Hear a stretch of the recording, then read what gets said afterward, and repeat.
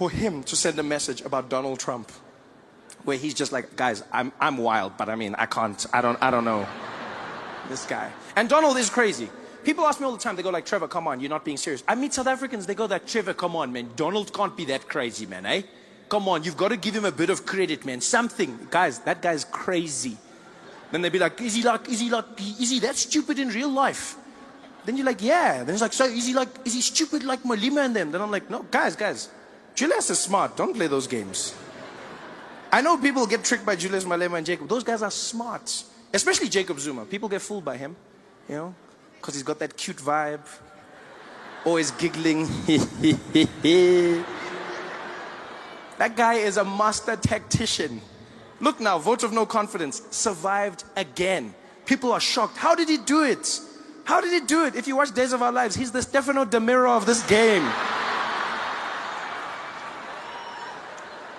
Every day he wakes up looking in the mirror going, like sands through the hourglass, so are the days of our lives. And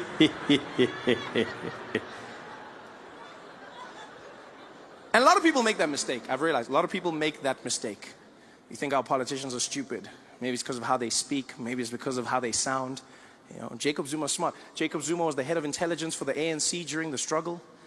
Jacob Zuma started the chess team on Robben Island. A lot of people don't know that. He started the chess team. Yeah, that's why he's so good with moving the cabinet around. He's busy, yeah, Pravin like that because he's a horse. Check. Donald Trump is not like that. One thing I'll say about Jacob Zuma, catch him in a corner, ask him anything about policy, that guy will rattle it off. He may not know how to read, but he knows what he's talking about. Donald Trump has no clue about any policy whatsoever. He knows nothing about geopolitics. He knows nothing about his health care. Every time Donald Trump answers a question, you know he doesn't know the answer because he answers it like he's a contestant in one of his own beauty pageants. That's how he answers it. Every time you see Donald Trump on TV, you can see he's making it up as he's going along. They'll be like, Mr. President, can you tell us about your health care rollout and how pre-existing conditions are going to be covered? I know. We're going to have so much coverage, folks. The best coverage. All the coverage. I'm going to get it. All of it. It's going to be so good. Great. Some people even say the best. But how is it going to work? It's going to work. It's just going to work, folks. It's going to work. It's going to be done. I'm going to do it. It's going to be done. And the people in South Africa and Iraq and the countries and health and insurance, and we're going to do all the things healthy with the money and also thank you.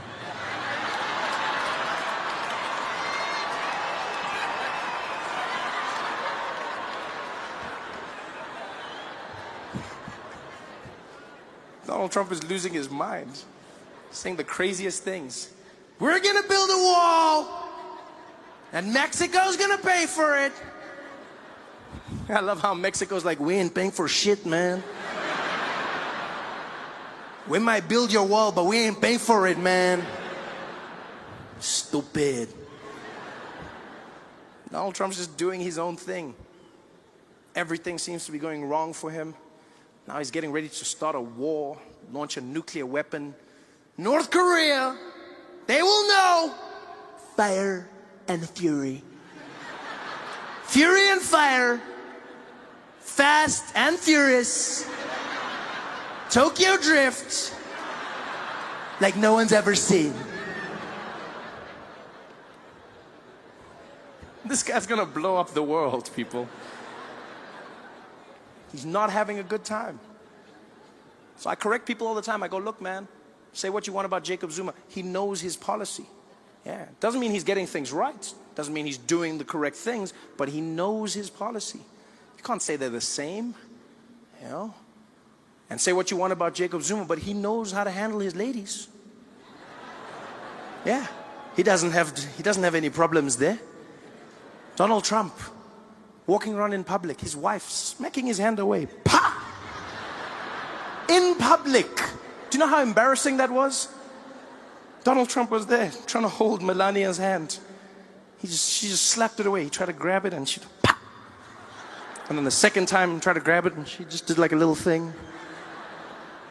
And everyone was like, are they okay? Are they fighting? I was like, yeah, of course they're fighting. They're having a horrible time. Completely horrible time. And you don't even need to see the video of the hands to know that they're having a bad time. I've had a theory for a long time that Donald Trump and his wife are not in a happy relationship. And I don't want to start any rumors, but I've noticed this.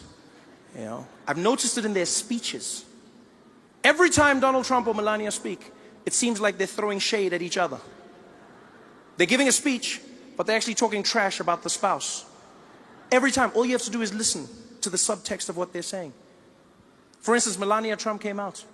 She made a speech about her platform as First Lady. In America, every First Lady gets to choose what their dream job is going to be, what they're going to be doing to help the country. Michelle Obama says she's going to help kids get healthy meals and workouts. Melania Trump came out, and what did she choose? She came out, no one forced her, and she was like, as First Lady, I believe we need to fight against the cyberbullying. All of the people on the Twitter who are saying the bad things, we need to stop them. We need to make sure that they cannot carry on what they're doing. I was like, do you know your husband, lady?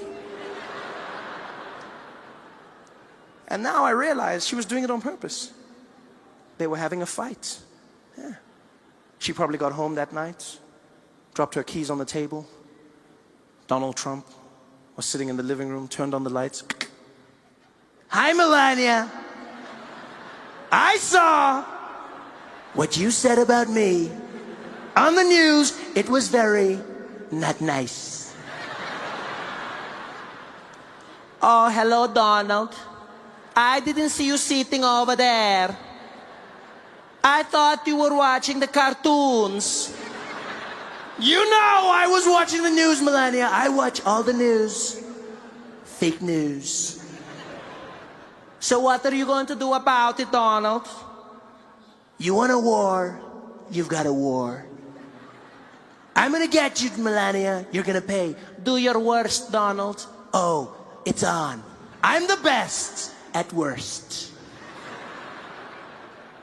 The next day he came out, gave a speech. What did he say? We've got to get rid of all these immigrants, folks. All these immigrants need to leave this country. Your move, Melania. She went to a women's conference. We need to stop sexual assault. The men who are grabbing the ladies without their permission. We need to... I was like, yo, you guys need to sort your shit out at home, man. I remember the worst encounter I had with the TSA was out in Burbank, California. Tiny little airport, and I was flying out and I was coming to New York, right? And so I'm in Burbank Airport and I go through security, and then for some reason I was beeping. I don't know why. I walk to the metal detector and I beep. Go out, beep. Go out, beep. Go out. And every time I have to take something off, I gotta beep. And the agent, he's just losing it. The whole time he's like, take that off, take it off. And I'm going like, beep, beep, beep, beep. He's like, take that off, take it off. And I come back, he's like, take that off. He's getting more and more angry. I'm basically naked right now, and he's losing it. Like I felt like an underperforming stripper. It was horrible. He's just like, And finally he's like, you know what, just get out here. So I walk to the side, he's like, go ahead and put your hands up. I put my arms up. And he whipped out a little personal metal detector. Yeah, it looks like a midget sword, right? But they call it the wand. That's what they call it, the wand. And so he whips that out, yeah, because that $100,000 machine, that's play. Shit just got real. And so he looks at me and says, go ahead and stick your hands up, sir, and just keep them right there. So I put my arms up, and he scans me. He's like,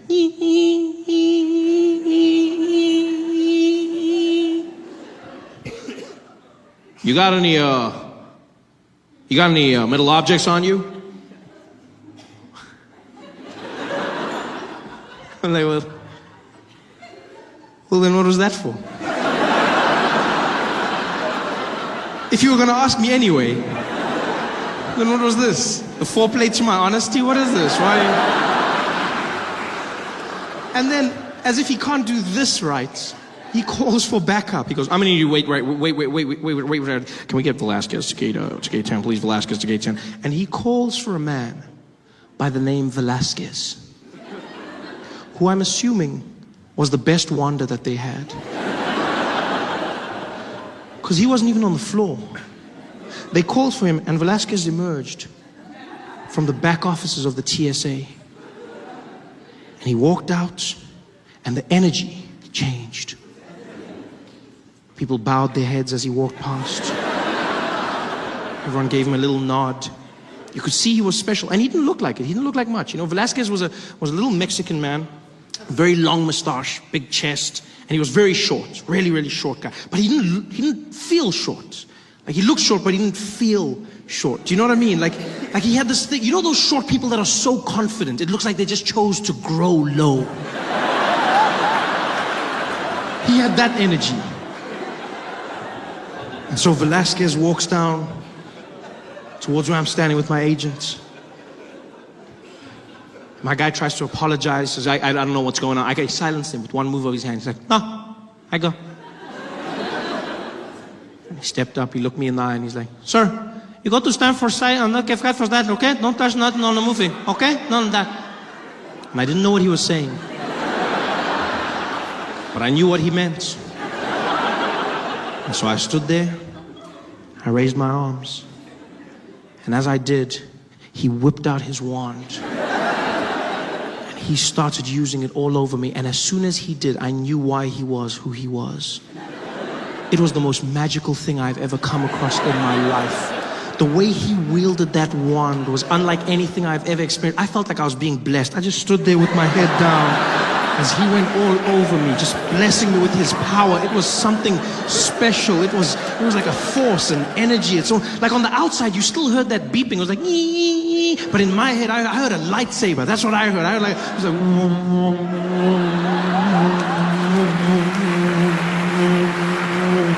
because he was to me, a little Mexican Jedi.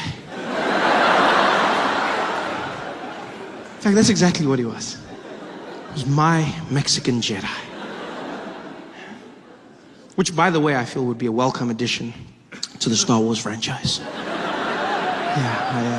No, I'm a big fan. I'm a huge fan of Star Wars. I love Star Wars.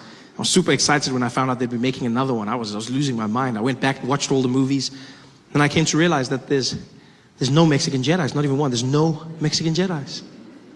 Which is weird. Because when you look at it, technically speaking, Star Wars is a vision of America in a distant future. So, surely it would be safe to say, judging by the current trajectory of Mexican people in America, I'm sure it would be safe to say that by that time, in a galaxy far, far away, there would be at least one. Just one Mexican Jedi. It's not even like it would spoil the story. Who knows, it might open up a whole new avenue. Can you imagine how different that epic scene between Luke and Darth could have been? Them battling it out on the Death Star. The moment of realization.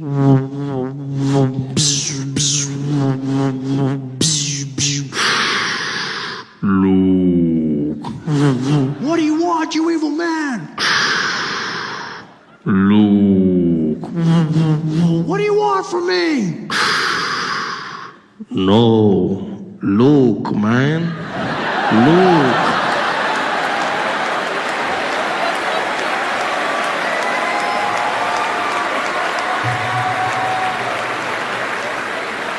It's your father, man. But the pilots are calm, they cool, you know, you get into the air, they start making useless announcements that you don't even care about, you know, just to give you that feeling that he knows what he's doing. You get up there as the seatbelt lights go, boom. Ladies and gentlemen, as you may have noticed, we've reached our cruising altitude. Currently sitting at 23,000 feet above sea level, cruising at about 720 kilometers an hour in this Boeing 737, one of our favorite planes in the Starflight Alliance fleet. It's a beautiful sunny day up here. We might encounter a few bumps, but nothing too hectic. The cabin crew will be taking care of you. In the front, we've got Esmeralda and Jonathan. In the rear, Simon, Dupitseng, and Ferrer. I'll be taking care of you. And if you need anything, don't hesitate to call. I'll let you know once we've begun our descent. Until then, please enjoy your flight. Thank you. Dun dun. You're like, oh yeah, pilot. Yo, my guy, pilot. It's cool. I just don't like the fact that they never let you know when something's gone wrong.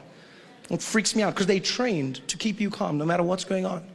And I noticed this because we hit turbulence coming into Joburg. There were hectic storms, and the plane started shaking, and it wasn't like the calm turbulence. It's that turbulence where people, the knuckles get white when they're holding their, and because people try and act natural in the plane. They'll be like, and then they get to a point where they're like.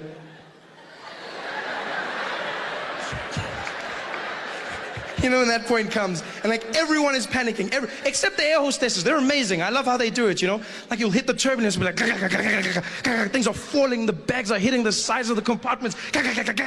People are panicking, and except they just move through naturally. It's freaky. It's almost like the lower half is not connected to the upper body, because they'll just carry on. They'll be like, yes, you guys. Would you guys like some coffee? Yeah, okay. There you go. Be careful, it's hot. Thank you. Right then. Anything for you, sir? Yeah. Okay. Okay then. Just pass me a apple juice. All right. Thank you very much. There you go. Would you like some ice? Nice. Thank you. You know how they do it. And then the pilot has the nerve to come on in the middle of the biggest storm ever. The plane is shaking. The wings are tilting slightly upwards. You think you're going to die. It's like people are screaming. Ladies and gentlemen, we've encountered some slight turbulence. We'll ask that everyone return to their seats at this point and refrain from using the lavatories. Please note we will be flying at a high altitude to try and alleviate the problem. Also, keep your seatbelts fastened, and no hot drinks will be served at this time for your safety. Thank you very much, and I'll speak to you in a moment once we've gotten out of this bumpy patch. Speak to you in a moment. That moment might never come. He doesn't tell you this. When the nationwide flight lost an engine, the pilot said nothing. It just fell. Quiet. I don't want a pilot like that. I want someone who lets me know. I want to know before I'm going to die. I want to know. I want to say a prayer or two. I want to prepare myself, I want to forgive everyone that I hate in the world. Give me a chance. Give me a chance.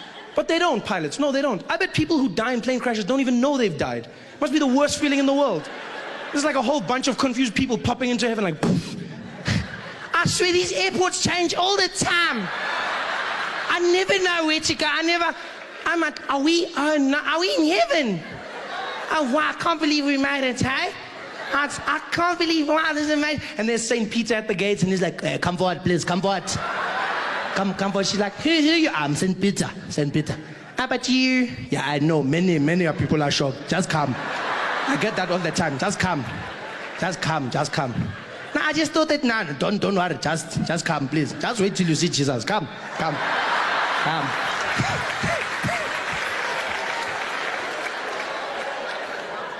I don't want that. I want someone to let me know when I'm going to die. Like taxi drivers. There's no person who dies in a taxi not knowing that they've died. Just before the crash, taxi driver will be like, yo! People walking into heaven like, yo, dead. Dead. Yeah, no, Shonile, we're dead. Gone. Ay. They know. Sometimes they survive the crash, but they still think they did. They're walking on the pavement, dead. You're dead.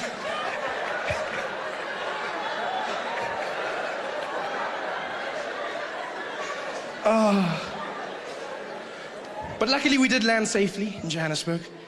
We landed safely and everyone clapped when the plane landed. Yay! Clapped and walked into the airport terminal building. And that's the point when you realize you're back in South Africa. When you're flying, it's international. And then when you land at any of our airports, and if you listen carefully, you realize that you're back. Like South Africa, once again, the world went there. Then we were like, no, going. Yeah, we'll find just that side. Because all over the world, they conform to a norm, and that is in airports, women make announcements. It's always a woman, always. And she's always calm, always monotone. Always come over that system. She sits in a room quietly. They bring her the pages one by one. You can be in Heathrow, for instance. You'll hear that woman come on the system. Doom, doom. Attention all passengers. Please note this is an airport announcement. No passengers are permitted to leave any items unattended, as this may be seen as a security risk. Any unattended luggage will be removed by security and destroyed. Thank you. Dun, dun. Everywhere in the world, even if you go to like non-English speaking countries, they still conform to that norm. You go to places like China where you wouldn't expect it, You think, I see some of you probably think they'll be like, oh, don't even laugh, that's racist, don't even laugh. No, that's racist, you don't even laugh. But they're not. They calm. It's a woman, still the same. She's just another language. She'll come on the piano and be like, dum dum.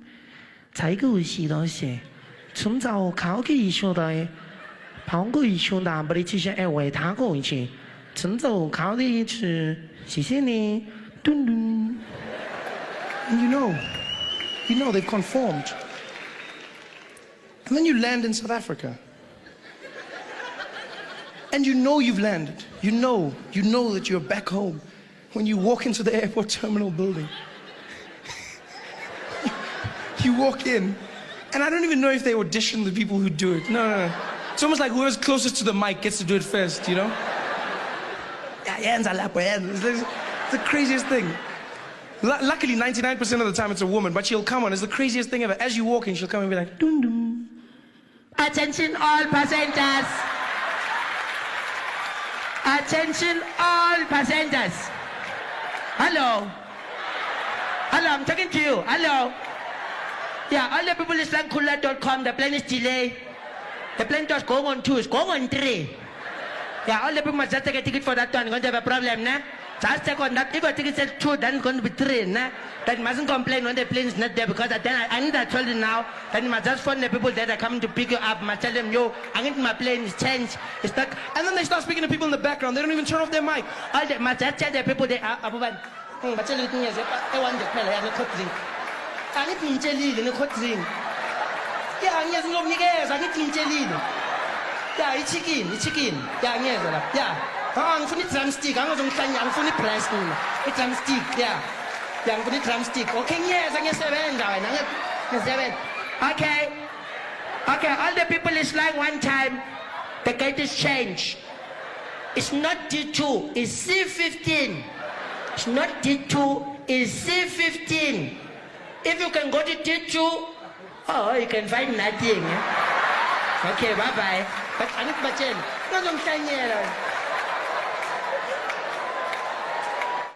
So I love coming home. I get to see the stories from a different angle. I get to enjoy it all. I'm so happy to be back. But everything has flipped on its head. 2 years. You know, guys, going away for 2 years is not a long time. And you come back to South Africa and everything has flipped on its head. I went away for 2 years. I come back and white people are on strike. I thought it was a Leon Schuster sketch. In the streets, white people marching, and immediately you're like, these people have no experience. No experience whatsoever. And white people, I'm not trying to minimize your pain in any way, but I'm just gonna say, when watching it on the news, it doesn't have the same gravity of the march of black people and colored people and Indian people in South Africa. Because when people of color in South Africa march, you can see they want service delivery. When white people march, it looks like you're fighting for vitality points.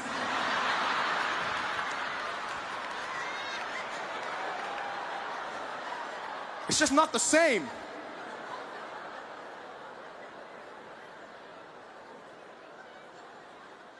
And then I saw white people got offended because they said, we're going to launch a march. Zuma must go. Zuma must fall. We want him gone. And then black people didn't join. And white people like, why don't they join? Why won't they join us? Yo, why won't they join? Because it's racism. Huh? We're marching for this country and they don't want to march with us because it's racism. That's why they don't want to join us. No, guys. Black people are not joining your march. It's not because of racism. It's because of rhythm.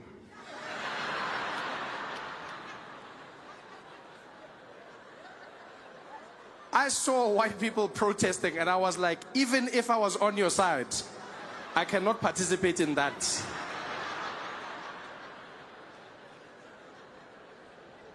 The best white marches South Africa had were 3 old white ladies who had the worst struggle song I've ever heard in my life. Sounded like a lullaby converted into a struggle anthem. Zuma must go. Zuma must go. Zuma must go. Zuma must go. Zuma must go. Zuma must go. Yo, I can't march to that, guys. I don't even know where to begin. You realize a march is all about rhythm, right? 10% of every march is the issue, 90% is the beat. When black people march, you need to encourage others to join. Along the way, you need to pick up stragglers. Just some people who get into the rhythm as you move past. Some guys are just there as you walk past. Host, host, give up, host, give up, host, host, da da da da, host, give up, host, host, give up, host, da da da, host, host, give up, host, give up, host, host. Ah, people are joining. People are joining. It's got power. You realize black people are marching from Soweto to Pretoria. You need a march that will move you. Every stride has purpose in it. House, house, house, house, house, house, house. Moving. Zuma must go. Zuma must go. Zuma must go. Zuma must go. Zuma must go. Zuma must go. Guys, we're not even getting to Craig Hall like that. Asfigi. Marching with that song to Pretoria, by the time we get there, Zuma left by himself. Chilling there in his house in Dubai. Laughing. Did they only arrive just now?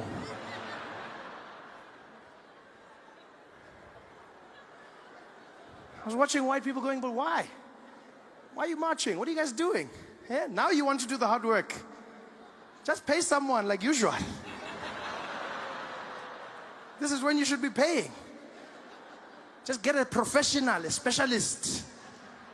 Just be there. Johannes, I have a lot of gripes with this country, and I've noticed that you have impeccable rhythm, and so I'd like to hire your services. I've got you.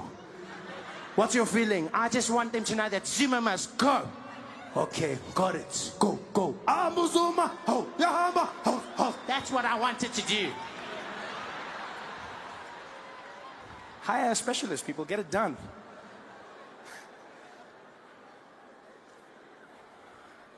This song will get you nowhere. It's a frustrating time, though, man. The Guptas came and shook South Africa up, turned things upside down, made us question who we are as a people. I've been away for 2 years. I came back, and I'll tell you now, the racial tension is palpable. You can feel it. You can feel it. All of a sudden, everyone looking at each other in a different light. You're like, damn, McKinsey did a good job. Because don't get me wrong, South Africa wasn't perfect, but it wasn't like this. You know, 2010 had us in a different feeling.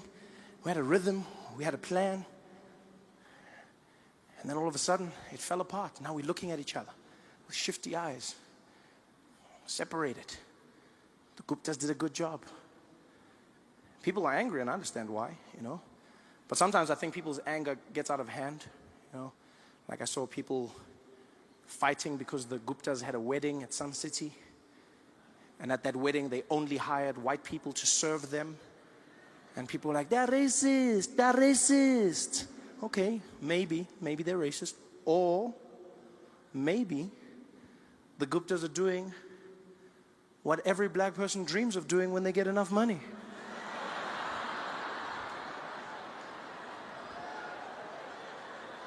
And that is hiring white people to work for you. Which black man in this audience can't say he doesn't remember the first time he went to a restaurant and he was sitting there? Some white guy came up to the table. Good afternoon, gentlemen. Can I help you with anything? Oh, yeah, we're just waiting for the waiter. You can send him over. No, gents, my name's Johnny. I'm going to be serving you guys today. Oh, you're the waiter. You are the guy serving us. That's correct, Oaks. Oh, wow, look at that. Well, in that case, Johnny, let's start with the specials menu, please. Just rattle it off, rattle it off. All right, guys, we've got a carpaccio on the menu, really fantastic. We've also got a seafood salad that's really impeccable. On the dessert side, the chef is doing something different with the creme brulee. And then our special lionfish of the day is going to be a hake, lightly grilled. Okay, thank you very much. Just give us a moment to chat about it and we'll see you in a bit. Johnny. All right, thank you very much, guys. Hey, can you believe it? Yeah? Can you believe it? On my beck and call. Watch this. Johnny. Yo, what's going on, guys? Nothing. Carry on. This is power. And it was a Sunday morning. I was in bed, still asleep. It was early in the morning, maybe like 9 or 10 o'clock. And the phone rings. And it's my baby brother using my mom's phone. His name's Isaac. He's 9 years old. So I answer the phone. Like, hello? Hello, Trevor? I say, hey, Isaac, what do you want? How are you?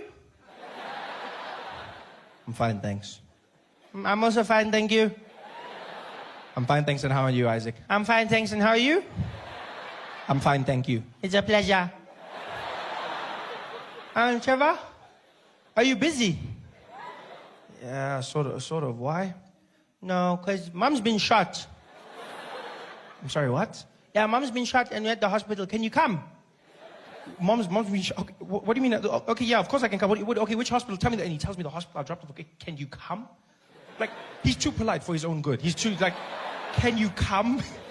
Like, what, I'm going to have to slot shot Mom into my schedule? Just find, coffee at 2 and then PlayStation at 1. Okay, Mom, we'll try. Come on, can I come? Of course I can come. I'm panicking. I jump out of bed. I'm running around. I'm trying to put my clothes on. Some things are backwards. I don't even notice. I don't even care. Grab the car keys, but I'm looking for the car keys. Running around there, losing my mind. I jump into the car, into the streets. As soon as I get out the gate, the tears start coming out. You can't even control it. You're just there driving. All of a sudden, it's just...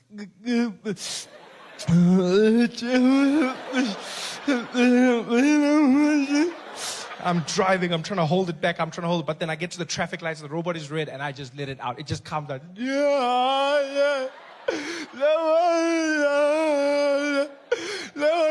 don't watch my window. No. Hey, no, hey, no, no, And there I am, driving to the hospital like a madman. I get there, jump out the car. My brother's standing there, the emergency section. I see him outside. He's just standing like nothing happened, looking around. I go, Isaac, what happened? He's like, Mom's getting shot. She's inside. So I'm like, okay, are you okay? He's like, Mom was shot, not me. No, that's not what I'm saying, you idiot. Whatever, I'm coming back. So I run inside. My mom's in the prep area. All the doctors are standing around her. There's blood everywhere. I'm looking at the doctors. And just by the way, doctors are not as good looking as they are on those TV shows, eh?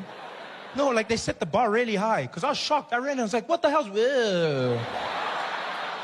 Sorry, that was inappropriate. What's happening here, guys? They're like, sir, you need to leave. I said I was sorry. Come on, that's what's happening. Like, no, sir, you can't be here. Please leave, please. I'm like, whatever, okay. So I go outside. The nurse comes to me. She's like, Mr. Noah? I said, yes. Okay, Mr. Noah, we've got your wife stabilized right now. And I said, my wife? She says, yes, that's Mrs. Noah, right? Yes, that's my mom. Oh, I'm sorry. I thought, why would you think she's... Come on, hold on. You think I would... I mean, she's cool, but I mean, like, have you seen the girls? I should show you the pic... Oh, well, I'll show you the pictures afterwards. What's going on? She's like, okay, Mr. Noah, your mom's just been stabilized, and we're going to have to start thinking about surgery. She's been shot in the head, and she's been shot in the lower buttocks region. This is a very serious thing. I'm like, yes, it is. Okay, so what's happening? Well, we just found out that she doesn't have medical aid. So what? She says, yeah, she doesn't have medical aid. Now, my mom always had medical aid, always. But now, it turns out she canceled it a few years ago. I didn't know this. She canceled it because she never gets sick. You know those people? I just never get sick. I never get sick, Trevor. I never, ever get sick. I don't know why I have this. I never get sick. Yes, but you didn't think of bullets.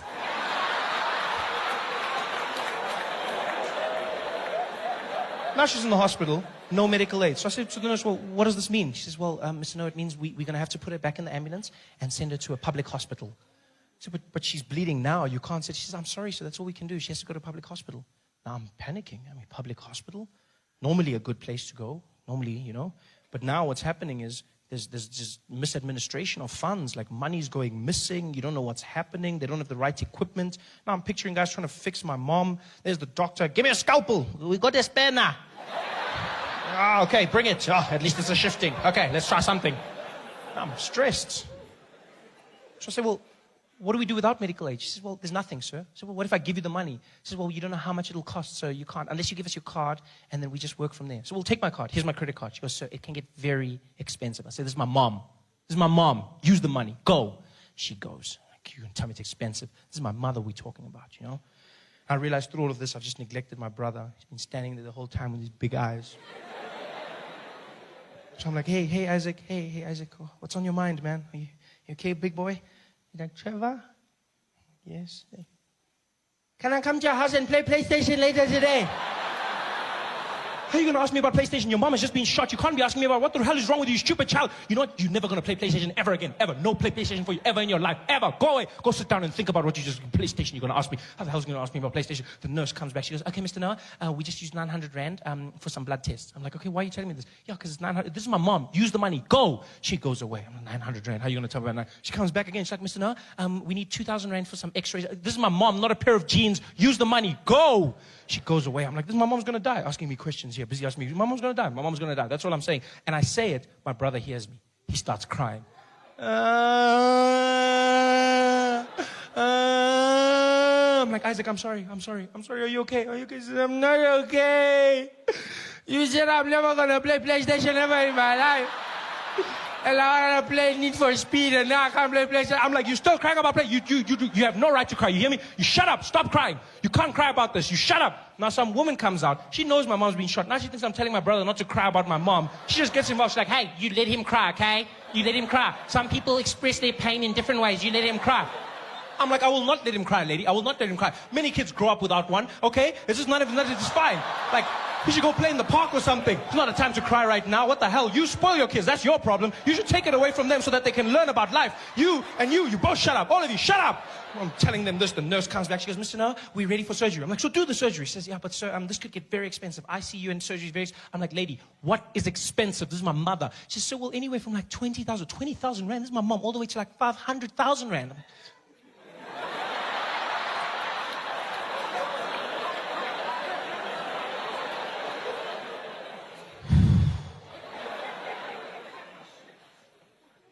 yo, but she's lived, eh? I mean, she's like, what, 56, 57? I mean, it's almost finished. I mean, you know? Even she says she's old. I mean, you know? And you said the bullets in the head, and head, it's finished. Yeah, because now we need to pay for the funeral, and we need to buy scones for everybody, and this guy needs a PlayStation, you know? So, I don't know if... She's like, sir, we need the go-ahead, otherwise we can't do anything. I said, okay, well, use the card. Just use the card. We'll handle the debts. She goes away. I'm stressed. Because I've seen this happen to people. Go into a hospital, you don't have enough money, use your credit card, next thing you're in debt for years, and the person could die. Yeah, the person dies. And when they die, the doctor doesn't give you your money back. No. No, he doesn't. Yeah, because he tried, and that's all he has to do. Yeah, you'll get there and be like, doctor, did you win? Be like, wah, wah. And your money's gone. That's all I was stressed about. But the most amazing thing happened. Turns out, my mother wasn't that badly hurt. It was a miracle, really. The ass bullets didn't do much damage, because my family's gifted. The head bullets didn't hit anything vital, yeah? Other than the head, obviously. But it missed her spinal cord, missed the nerves, didn't touch the brain, went right through, missed the eye, hit the eye socket, and so deflected.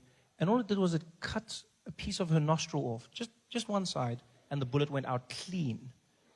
Which means she didn't have to go in for intensive surgery, and her recovery was only a week. Yeah, a week, which was fantastic. Because that means the bill was only 24,000 Rand. I mean, and she's alive, yes, but the bill was only 24,000 Rand. This is great, really great, because 25 was my cutoff. So, you laugh, but that's how much I've calculated I'm willing to pay my mom back for all the Ultramel custard I've consumed in my life. Everything else, none of my business, eh? Food, clothes, schooling, all of that stuff, I'm not paying. I hate it when parents say that to their kids. You know how hard I have to work for your bloody school and your clothes? I didn't ask to be born. That's your job. Please. You handle that. I asked for the Ultramel. We can keep a tab. Don't involve me in your things. That's what I calculate. 25,000. Yeah. I would have been there. 24,750. I would have been there at the doctor. Eta. It's fine, my man. No, stop. No, you tried. You tried, my man. It's cool. No, you tried it. No, just switch off there. Switch off. How much? 250 left. We'll pour petrol or something. It's fine. Just switch off there. You try it. Yeah. It was fantastic. I told my mom about the 25. She laughed. She didn't know I was serious. And to show you what a crazy family we have, my mom's in the recovery ward. She's got those tubes in her and everything, and the IV, and my brother's in the corner bored out of his mind, and my grandmother's in the other corner reading the Bible, and I'm holding my mom's hand and I'm crying. Still crying. This is a week later. I'm still crying. I've been crying the whole week, but I've also been using this time to cry for other things in my life. No, because as a man, you need to know when to cry. You loop it all together and you just cry at one time. It's like we cry in bulk. You got to understand. You cry. You don't just cry one. Cry in bulk. Yeah. So I'm crying for everything. And my mom looks at me and she goes, "Shh, Trevor, shh, don't cry, baby." I said, "No, Mom, I'm going to cry. You were shot in the head." And she says, No. Look on the bright side. I said, "What bright side?" She says, "No, at least now because of my nose, you're officially the best looking person in the family." I was like, "Oh, by default." That was probably the worst time ever. Is flying into America as an African during the Ebola crisis. It was the craziest thing I've ever seen in an airport. You'd walk in, there'd be tension, they'd usher everybody into a special quarantine area, ask you questions that they don't normally ask. The number one question they always ask was, "Sir, have you been in contact with Ebola?" They'd always ask, "Sir, have you been in contact with Ebola?" I love the sincerity of the question. Like there was a chance my answer could be yes. And next stop, Disney World. Like what kind of person do you think I am that I'll still be embarking on a journey, having knowingly been in contact with the most deadly disease on the planet? Like who do you think I am that I'll be there like, "I don't care. Booking.com has a zero refund policy. I'm going to Disney World, even if it kills me, Mickey Mouse, and everybody else, I'm going." Have you been in contact with Ebola? And they always said it like Ebola was like a distant relative. I love the phrasing. Have you been in contact with Ebola? Yeah, I spoke to him last week. He's doing well, eh? Thank you very much for asking. Ebola made flying a nightmare. One of the worst flights. I was coming from Johannesburg, South Africa, going to San Francisco. Flew, and then because of the distance of the flight, you have to stop over in Washington, and they change over your flight, so you go onto another plane, and then that plane takes you to San Francisco. And when we were changing planes, when we were switching over, the air hostess in the second plane tells the passengers that Africans are coming on board. Right? And so because of this, they're going to be spraying the cabin with the light pesticide. No, I understand. Like when people are afraid, they do stupid things. I get it. What I didn't understand was why she told them this as we were boarding the plane. Have the decency to speak behind our backs. Because we're walking onto the aircraft, and she takes her little microphone, she goes, "Ladies and gentlemen, please note we have some passengers joining us in a South African flight. They're coming from Africa. If everybody could please stay in their seats as these passengers find their place. We're going to be spraying the cabin with a light pesticide due to the Ebola crisis. And feel free to cover your nose, eyes, ears, and mouth. The pesticide shouldn't be harmful, but it may be. So if everybody would just cover up, and we'll be coming down shortly as everybody takes their place. Thank you very much." She says this as we board the plane. This is our introduction. Ebola crisis. And we're there like, hello. Do you know how hard it is to find a seat in a plane with people that think you're bringing them death? Do you know how hard it is? Like you're sitting there and everyone you go, it almost felt like that scene from Forrest Gump. Like as I'm walking down the plane, people are like, "You can't sit here. No space." I'm just walking down trying to find your Jenny. Finally, everyone's seated. We take off. Plane heads out to San Francisco. And it was by far the most tense flight I have ever been on. I coughed once. The plane shook. It wasn't even a bad cough. It was just like a little tickle. I was just like, the guy opposite me was like, "Ebola! Ebola!" I was like, "Yo, dude, calm down, man. Calm down. It's just AIDS. You're safe, buddy. Calm down. It's okay." Everyone was so stressed. The plane was tense. No one wanted food nor snacks. We finally land at the airport. The plane is taxiing to the gate, and everyone was waiting for that seatbelt sign to go off. Everyone was just, like, it was more than normal. Because already, I never understand why people are in a hurry on a plane to get out of their seat. Like, because you can't go anywhere. Whenever a plane lands, everyone's just like, come on, come on, come on. You can't go, you're gonna go there. That's where you literally go there. It's like, come on, boom, yeah. You can't, I don't understand why people are in a hurry to go. You know who's even worse? The people at the window. You have no right to be in a hurry. You're sitting there like, come on, come on, come on, boom, yeah. Oh, that's good, yeah. Yeah, pass me my luggage. Pass it to me now, right now, yeah. I'm glad I didn't sit down for 2 more minutes. This is much more comfortable. Just stay in your seat, just wait. Ebola made it worse, 100 times worse. You know, because now everyone wants to get out of the plane. Coughing, sneezing, you can feel the tension. And as we're about to leave, the air hostess comes back on the PA and she goes, ladies and gentlemen, back in your seats, please. Everybody back in your seats. Unfortunately, right now, we have a health and safety official that needs to come on board just to make sure that everything is A-okay due to Ebola. We're just going to make sure that everything is fine. So please stay in your seats, ladies and gentlemen. Again, apologies for the delay. She says this, and then this man comes on, a health and safety official, right? And he has with him a list of all the African passengers and a thermometer, right? A digital laser thermometer. And he comes on, and his job is to scan all the African passengers and get their temperature. And I think the way it works is like, if you're very hot, then you've got Ebola, right? So he's got the list. And he walks around, scans the passengers, and gets the thing, walks down, ticks their names off the list, gets the temperature, gets the names, temperature, names. Finally gets to where I'm seated. And does the weirdest thing. He scans a passenger opposite me, moves to my aisle, looks at me, looks at my name, looks back at me. And then he just shrugs and walks away. Nah.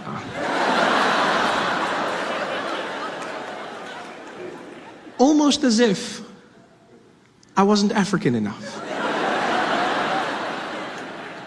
I've never felt so conflicted in my life. Yeah, because don't get me wrong, like, I never want anyone to think I have Ebola. But I also don't want anyone to assume that I can't have Ebola. You don't know me. You don't know what I'm capable of. I could have all the Ebola in the world. And this guy just ignored me. He walks away. I'm there trying to cheer myself up, like, chin up, Trevor, you could have Ebola. Chin up, kid, come on, come on, come on, you could have Ebola. And he walks to the back of the plane. He scans the rest of the passengers. Gets to the tail. And he realizes he's now missing a name. So he looks back through the plane, can't figure out what's going on. I know it's me. But I'm not going to help him. Yeah. He had his chance. He had a good Ebola man, and he let him go. And so I watch him panic. And as he panics, the air hostess comes back down the plane. And she goes, hey, what's going on? I need to get the people out of here. He goes, yeah, I know. I got a problem on the Ebola list. I can't figure out where the passenger is. And she's like, yeah, I got to get the people out. He's like, look, I know this is killing me as well, but I just got to figure out. She's like, yeah. If I don't get them out, I'm dead. I got to get the people going. It's like, yeah, I know. Just calm down. Just give me a second. And now you can feel the tension building in the plane. People start whispering. There's murmurs going around. Because some people are hearing pieces of the conversations, like broken telephone as it goes down the plane. All they're hearing is, yeah, Ebola killing me, people. Oh. She's like, yeah, dad, everybody out of here, dad. And it's like you feel the tension.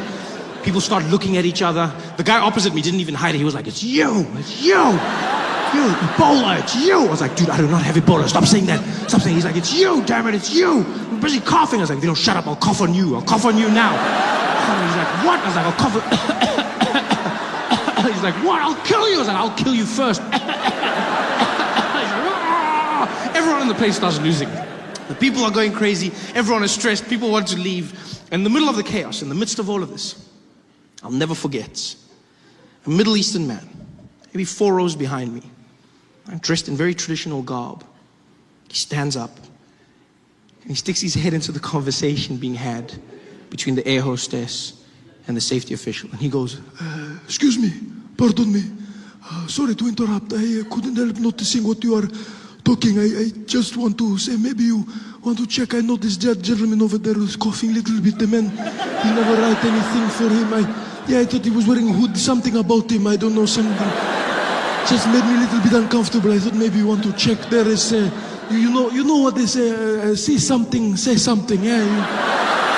I just, maybe you check there. I did go to Zambia, though. Fantastic place, Zambia. Went there, visited the place, had a good time. While I was there, I had a chaperone who really made my trip. His name was Ali Nani, a sweet guy. And his job was to get me accustomed to the Zambian culture, And every day he would give me a new piece of information, some more interesting than others. Like one day he looks at me and he goes, Trevor, Zambia is a very, very conservative nation, huh? I said, oh, okay, Ali. He says, yeah. So please, stay away from profanity. I said, oh, okay, I can do that, And I assumed he meant swearing, right? But I didn't say anything because I wasn't sure if he meant a person or swearing. I wasn't like, no, because in Zambia, people have names like profanity. So that's how I laughed when I met Screwdriver, eh? That's the same way I laughed. Yeah, because you see, in South Africa, we have African names you can translate, like happiness, blessing, hope, those kinds of names, right? But then in Zambia, people give their names, like their children, they give their children names of everyday English words, anything. So like table, chair, car, house. Yeah, you see like this, you just have to get used to it. It's very hard, but you have to keep a straight face. Which was difficult because I met a mechanic who had sons named Brake and Clutch. And that was not, especially when Brake was running around causing chaos. And his dad was there like, stop it, Brake, stop it, Brake, stop it, Brake. And I was like, hey, stop it, Brake. But you have to get used to it. It's a cultural thing. And so you have to respect it. And the second warning Ali gave me was even stranger. We're driving through Lusaka, the capital. And Ali looks over at me in the car and he goes, Trevor, here in Zambia, we're a very God-loving nation, eh? I said, oh, okay, Ali, that's a good thing to know. He says, yes. So while you are here, don't be gay.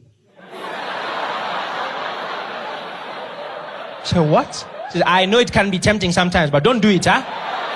Don't be gay. Don't be gay? I've never been warned of this in my life. Don't be gay. Hey, bro, don't be gay. Don't be gay. Don't be gay. Crazy warning to get. But then I found out why Ali was warning me. Turns out in Zambia, being gay is illegal. If you are found to be gay, you will be arrested and sent to prison for more than 30 years. Yeah. Which is a bit of a weird punishment.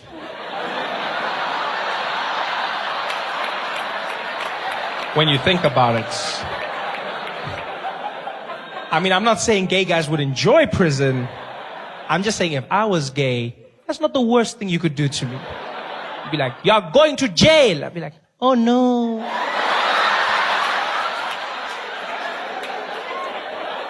Don't be gay. I couldn't believe this. Gay is a crime in Zambia. Which got me thinking, if gay is a crime, that means the police have to monitor it. They actually have to police gay. Yeah. Which means in their police force, they have a gay division.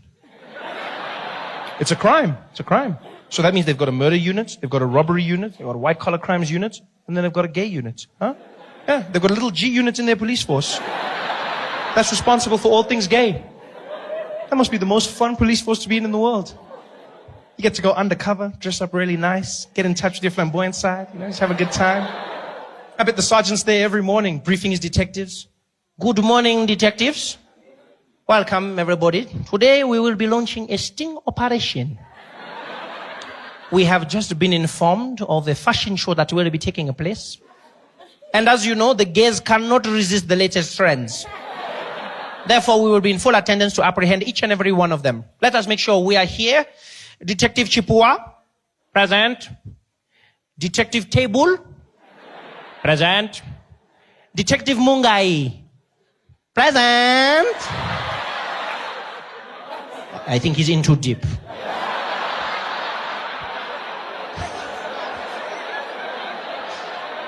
How do you police gay? Do they stop you if you look suspiciously gay in the streets? I mean, gay doesn't have a look, but maybe you've just got a bounce about you. Maybe you just have like a bit of pizzazz. Maybe, Do the police pull up there and it's like, woo! You over there! What is the purpose of that flamboyant scarf? Put your hands up! Turn around! Don't tempt me! Don't tempt me! You are going to jail. How do you police gay? Do they have roadblocks, like for drunk driving? Do they have gay roadblocks? They're just stopping people in their car. Good evening, officer. Good evening, sir. License, please. Thank you very much. Mr. Stylish, huh? Tell me, sir, have you been gay this evening? What? Oh, no. I have not been gay. No. In fact, I don't gay at all. I see. Not even one or two? No. No gays for me. No gays for me. Okay. Then tell me, sir, what is that I can smell on your breath? Is that balls? No, I don't even eat chutney. No. So you are not gay? No, not gay at all. Then sir, can you please blow into this?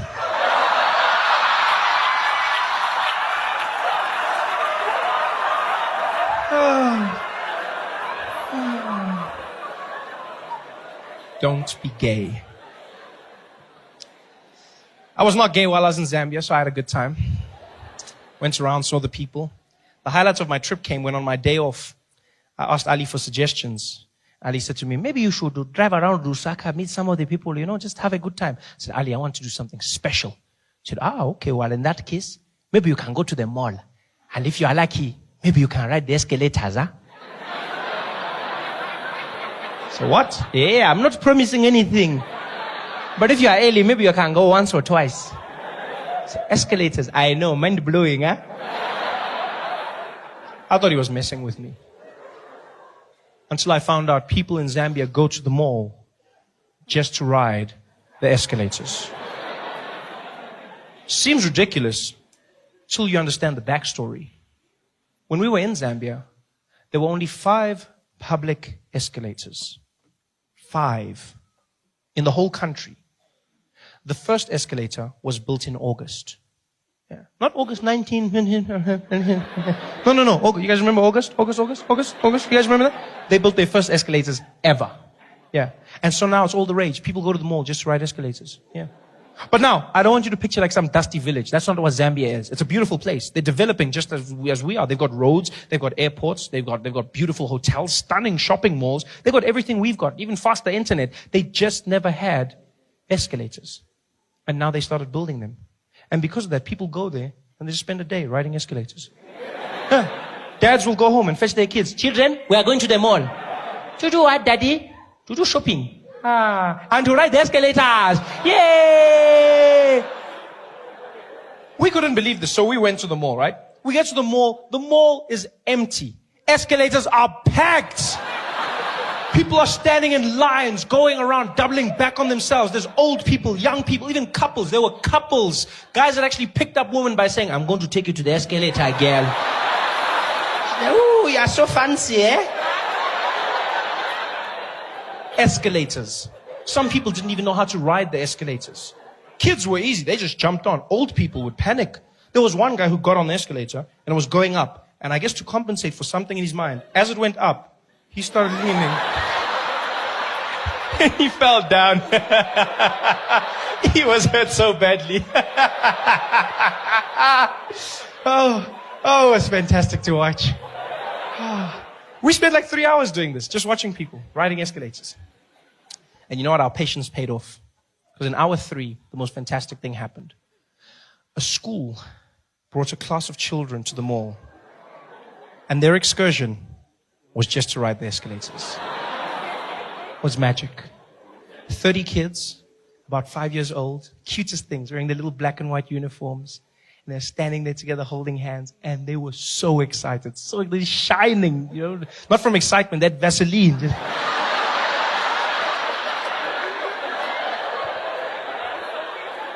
And there's 2 teachers with the children.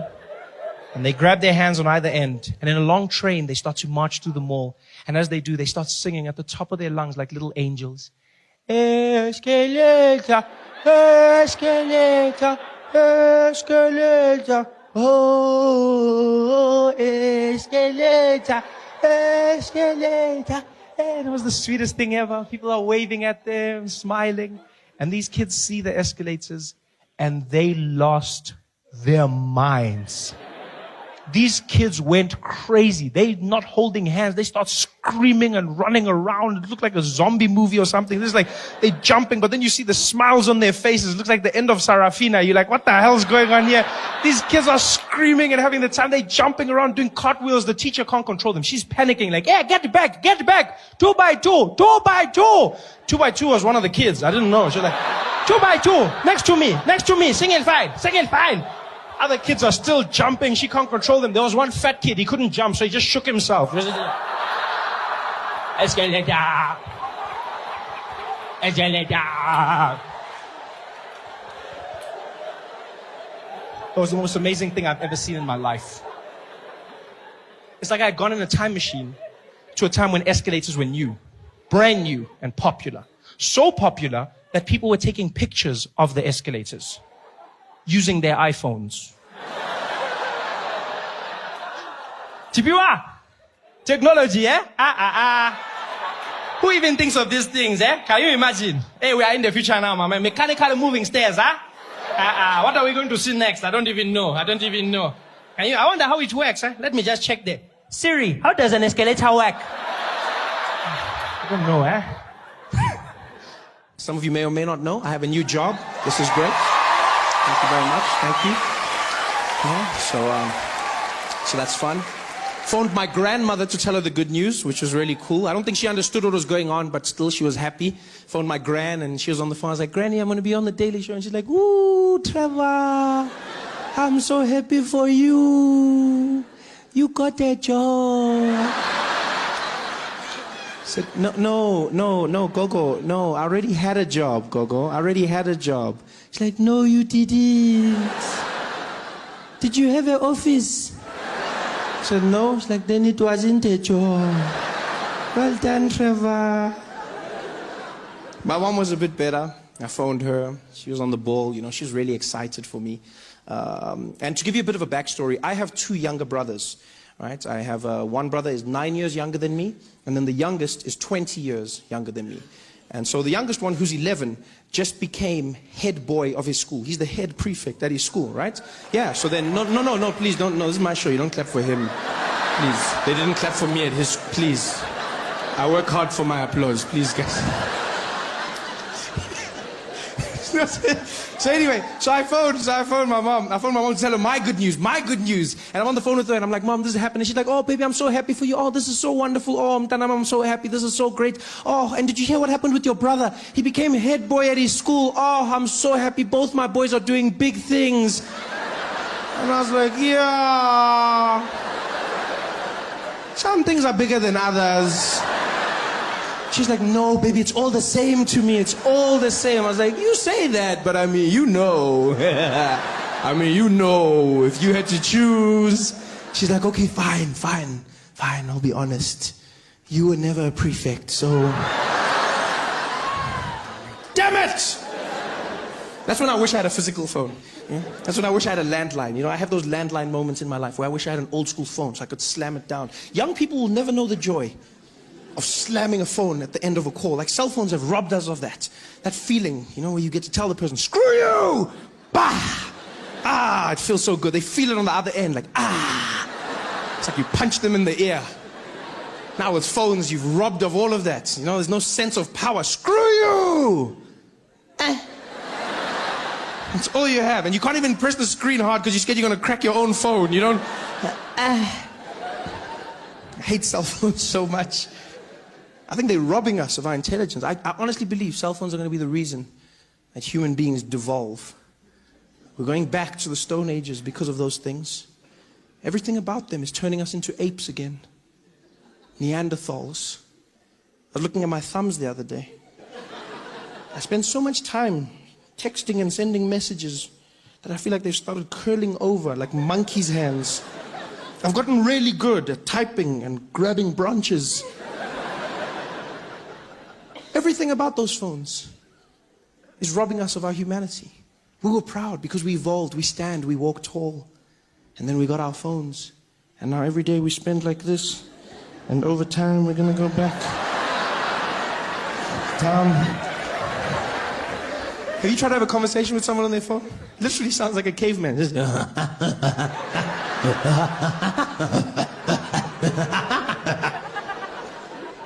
We've lost it. We don't know how to communicate anymore. Now we use those emojis for everything. Emoji, emoji, emoji, emoji. No one even uses words. Send a paragraph to your friend. Had a great day, did this. It was so funny. They reply. And did you hear? She died. Ooh. That's it. No words. Emojis are basically the cave drawings of 2015. Yeah, we judge cavemen. We think they were primitive because we couldn't find any words in their pictures. Someone's going to think the same thing of us. The way we look at cavemen and go, oh, look at them, they couldn't write. Oh, the caveman, he was so simple. Oh, and he was hunting and he had a family. Oh, simple. Someone's going to see our messages in 1,000 years. Be like, oh, look at that. Oh, the people of 2015, simple. Oh, yeah, look at that. Oh, they laughed and they cried. Oh. Sometimes they laughed until they cried. Yeah. Some of them were blind in one eye, yeah. But that didn't stop them from having fun. Aww. And there were monkeys that didn't talk. Aww. Monkeys that didn't listen. Aww. And they were always dancing in red dresses. Aww. 2015, a simple time. We don't communicate anymore. Got our emojis. Phones are making us dumb. I fear most for women. You know, the most intelligent of our species. Yeah. And I fear for you. I fear, ladies. I fear for what the selfie has done to you. Women are obsessed with selfies. The average woman spends 50% of her day thinking about when she can take the next selfie. That's all she's thinking about. Oh, let's take a selfie. Oh, let's take a selfie. Let's take a selfie now. Let's take a selfie. Take a selfie of me taking a selfie of you. Oh, this is great. Selfieception. I love it. Everyone's just in there. Selfie, selfie, selfie, selfie. And you know what's fine? The pictures look great. The pictures look great. Instagram. Oh, like my picture. Yeah, it looks normal. But have you seen what it looks like when someone makes a selfie? It is the creepiest thing you've ever seen in your life. A normal woman sitting by herself, having lunch, doing whatever she's doing. And all of a sudden she'll look at her phone and something in her head goes weird and she transforms into a selfie monster. She literally just be there looking at her phone, going through stuff, and all of a sudden she's like,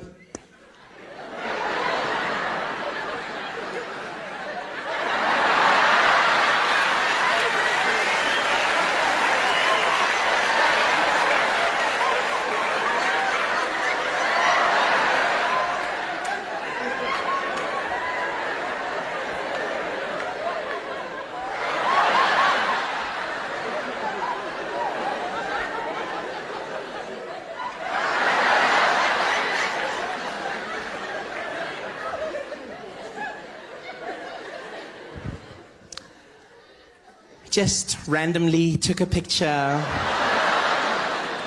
caught off guard, hashtag I woke up like this, hashtag no you didn't, hashtag you crazy, hashtag stop that shit. You know, recently because of my job on The Daily Show, I got invited to very prestigious events. You know, I've started getting invited to very, very fancy functions I would have never been invited to before. You know, recently I got invited to my uncle's wedding. Never knew me before this. And before that, I got invited to an event in New York called the Met Gala, right? A very prestigious event, yeah, where 500 people are gathered together, different personalities from all walks of life come together, you know, actors, singers, painters, musicians, everyone. And you spend the night dressed very nicely, looking at history and art. Just walk around, smiling, looking sophisticated. Yeah, and it's so exclusive that they tell you exactly what you're going to be wearing at the event, right? So they're not dress code, exactly what you wear. So I got phoned. They said, Trevor, we'd like to invite you to the Met Gala. I was like, wow, okay. And they said, and you will be wearing a Ralph Lauren suit. And I was like, well, okay, how much is that? Ralph Lauren. But they were like, no, we provide it for you. Ralph Lauren is going to be giving you the suit. And I was like, wow, I get to go to the Ralph Lauren store and pick up a suit for myself. They're like, no, the man, Ralph Lauren, is going to give you a suit. Do you know how mind-blowing that is? To meet the man whose name is on your clothing. That was just like, that's never happened to me. I've never had the opportunity to meet the person whose name is on my clothing. I've never had the chance to say, pleasure to meet you, Mr. Price. Like,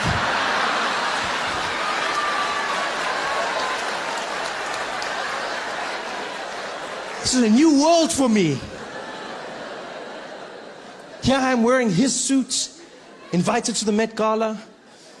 And they tell you it's going to be a fun affair, you're going to have a great time. You get there, you eat with some people, you talk, you laugh, you walk the red carpet, which sounds like fun. You know, red carpets sound like fun. Walk down a carpet, people take pictures of you. Yeah, it's a lot more stress than it seems. Because you have to look perfect. I didn't know this. Like, you have to look perfect all the time. So, and they're so strict about it that they have a tent at the beginning of the red carpet that you don't see on TV. And in that tent, they prepare everybody. All the celebrities stand in the tent together, and then they make sure everyone's dress is perfect, everyone's hair, nothing is crumpled up, nothing, you know, and you stand there, and everyone's there together, which is really cool because you see all the celebrities like getting dressed basically, and you know everyone. They don't know you, but you know all of them. So like you're there, you're just looking at people, and people are very nice. You're like, hey, how are you, how are you? It's like, oh, hi, I'm Trevor. Trevor, nice to meet you. It's like, oh, Beyonce. And you're like, yeah. Come on. Yeah, I know you from my bedroom wall. I know you. But you can't say that. You can't say, you see, because you got to look cool. You got to look cool. You know, you got to look like you belong. So now you're meeting people that you know, but you got to act like you don't know them, which makes you look like a jackass. Because now I'm there like, Trevor, who? Oh, Beyonce? Beyonce? Did I say it? Beyonce? Ah, nice to meet you, Beyonce. Ah. Pleasure. Oh, and this, oh yeah, oh, JZ, nice to meet you, sir. Yes. You just look like an idiot. So I'm standing there getting ready with everyone, and then there's a guy who basically tells each person to walk out one at a time. Each celebrity, you walk out onto the red carpet, and there's 3 stations on the red carpet. When you walk out, the first section is American photographers. They take pictures for all of their magazines and newspapers. When they're done with you, you move down to the second section. That's the European photographers. They do the same thing for their magazines. And then you move to the last section, Asian photographers, Japan, China, that region. They take pictures, and then you walk into the event. So you walk to each one. They tell you to smile. Don't smile too much. Closes your eyes. Don't not smile. Makes you look angry. And pose with your body and your head. Pose, body, and head. Because some people make a mistake and then turn. Don't do that. Turn everything at the same time. Everything. So I'm ready. I'm like, I can do this. You know, so I'm in the tent with all the celebrities, and the guy's calling people out. Lets them out one by one, because they don't want 2 people in the same shot. They don't want Beyonce there and then me in the background. Like, you know?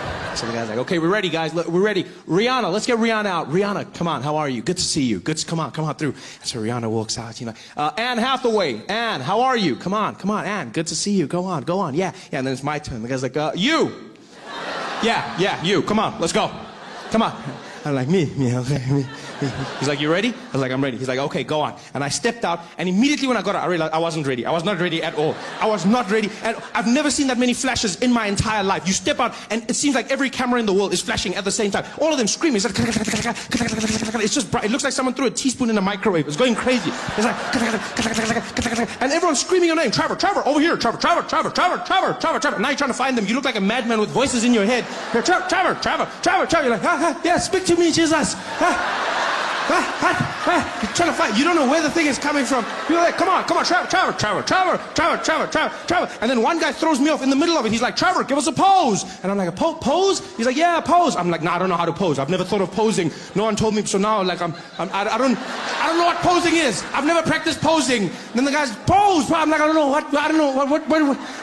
What's a pose? He's like, come on, something sexy. I'm like, sexy? I don't even know what's it, because I've never practiced. And when I read magazines, I go straight to the women's section. Like, I don't look at the men. I don't see how they posing. I look at J-Lo and Kim Kardashian. So he's like, sexy. I'm like, sexy. So I just go to what I know. I'm just standing there.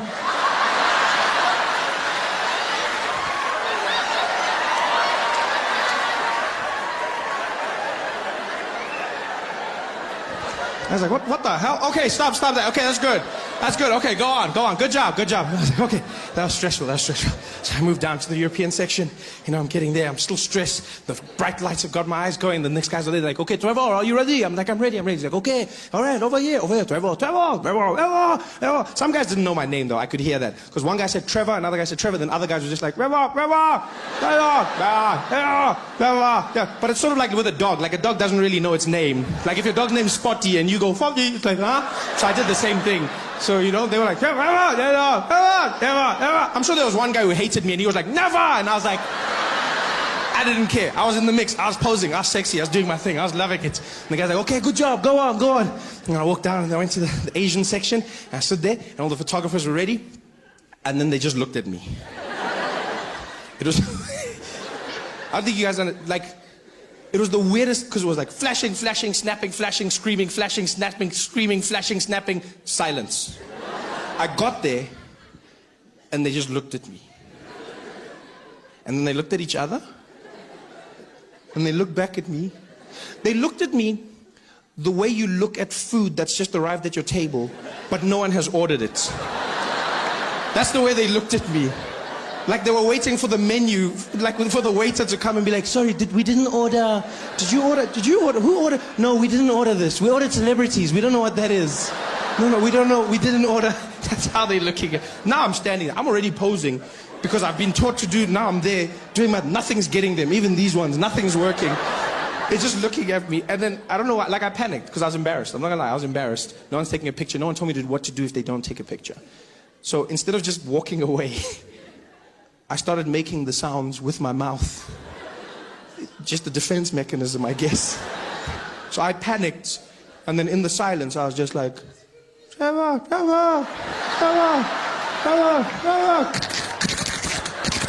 Trevor, Trevor. And now they're just looking at me like, Trevor, good job. And I was like, wow. The newspapers say that. He's famous, so now people treat you like you're famous. They start saying weird things to you. Strangest things people would say to me. Trevor, Trevor, well done on everything, eh? Congrats, congrats. But, even though you're going to America, don't forget us, all right? Don't you forget us. I don't even know who you are. People would say the weirdest things to me. You know what the number one thing people have said to me? Number one thing? It's not good luck. It's, hey, Trevor, good luck over there, but whatever you do, don't forget your accent, alright? Yeah, please, don't pull a Charlize on us, okay? You keep your accent, man. Make us proud. Everyone said that. Trevor, brah. Hey, Trevor Noah. Hey, Masakan. Hey, man, you're making us proud, no? Yeah, man, you're doing big things for us, but brother, can I ask you a favor, no? Don't lose your accent, no? Don't lose your accent. Yeah, when you come back from the States, you mustn't come back talking funny, okay? Please, brother. If you lose your accent, don't come back. Just threaten me? What does that mean, if you lose your accent? How do you lose your accent? People make it sound like you're going to be walking down the street and then just out of the blue you'll be like, huh? My accent! I lost my accent! What the hell is my... Oh. Well, hello? No, that's not my accent! That's my accent! How are you going to lose your accent? I was stressed now. Because I don't want South Africans to think I'm not South African. I don't want them to think I've forgotten something. This is my home. Now I'm stressed coming home. I'm in the plane, flying back to Johannesburg, and the whole time I'm just thinking, don't lose your accent, Trevor. Don't lose your accent. Don't lose your accent. Don't accent. Is that how I say accent? Accent.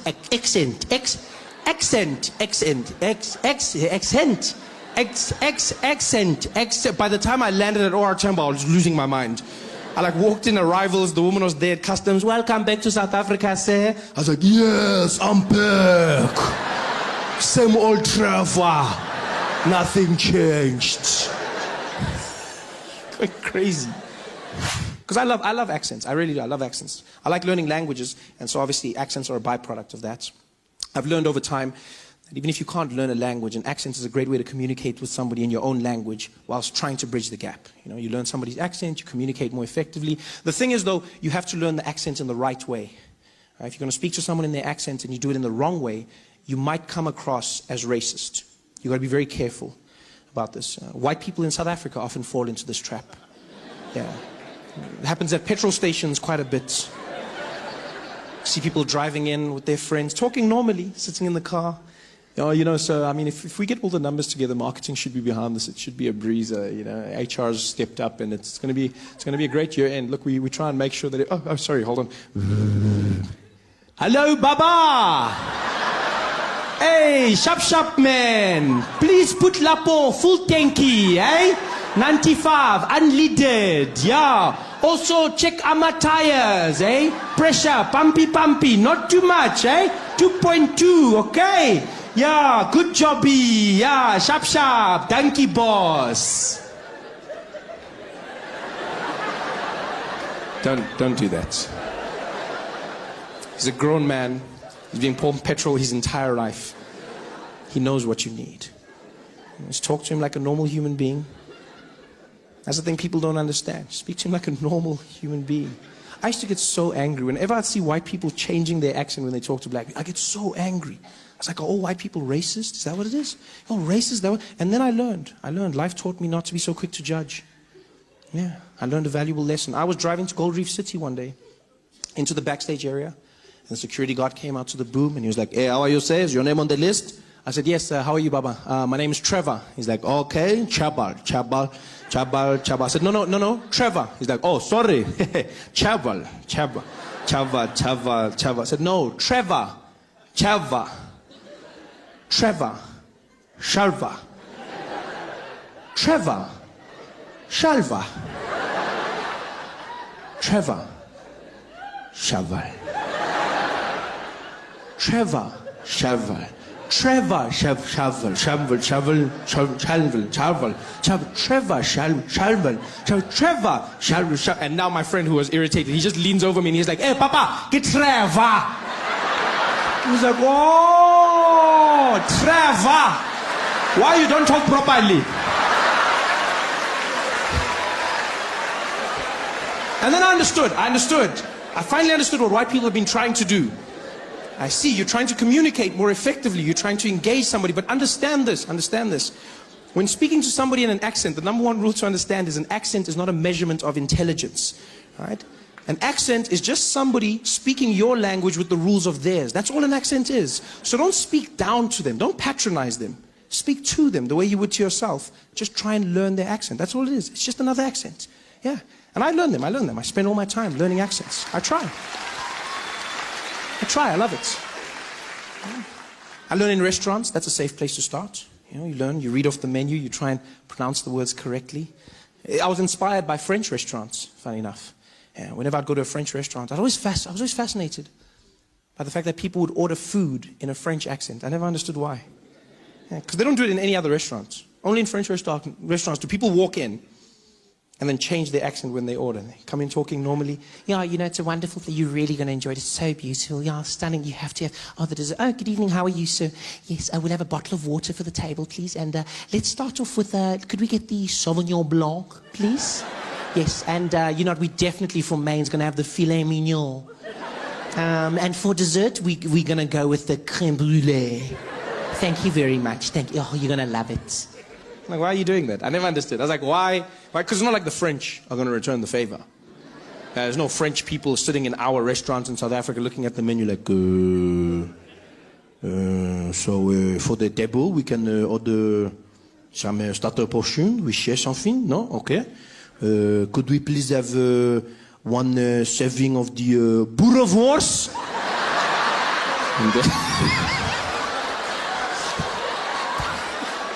That's not gonna happen. Hey guys, thanks for watching.